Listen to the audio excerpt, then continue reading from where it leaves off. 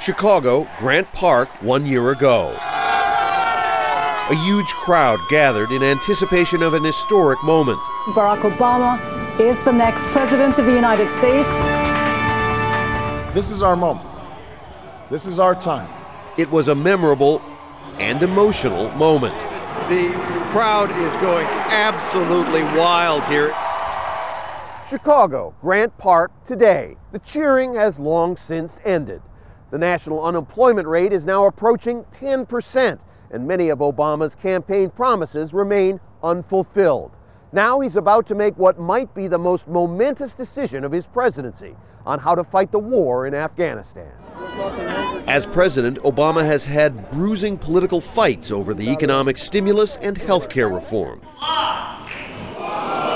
He has been the target of angry personal attacks from conservatives, a deeply polarized political environment that hardly represents the kind of change Obama promised. Mounting job losses remain his biggest domestic challenge. Obama's public approval ratings dropped sharply for months until inching upward just recently. On the streets of Chicago today, people gave the president a lukewarm rating.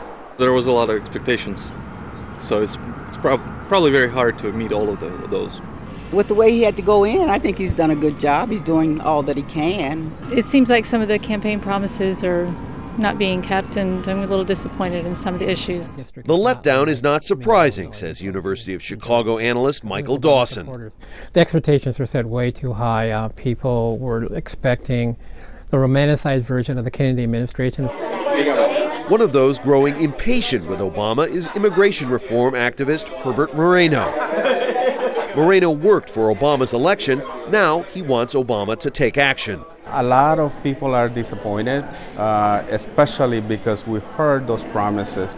We had these high hopes, for real reform, and we're beginning to feel let down, by the no action by this administration towards immigration reform.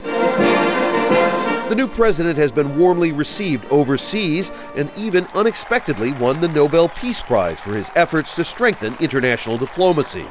But Obama couldn't snare the Olympic Prize for his hometown. He has pushed hard for a Middle East peace deal, but not hard enough. The two sides still aren't talking. And his pledge to shut down the prison at Guantanamo Bay within a year now seems likely to be broken.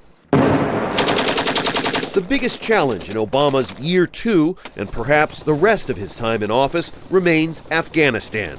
October was the deadliest month of the war for U.S. troops. There is real potential for the war in Afghanistan in particular to become the type of defining moment for President Obama's career, and both in terms of how he be viewed domestically and internationally. With that in mind, the most significant image of Obama 1 year on may not be from that raucous election night rally in Chicago, but from this somber ceremony last month. A president bearing witness to the return of American soldiers killed in a long war far away. Rob Reynolds, Al Jazeera, Chicago.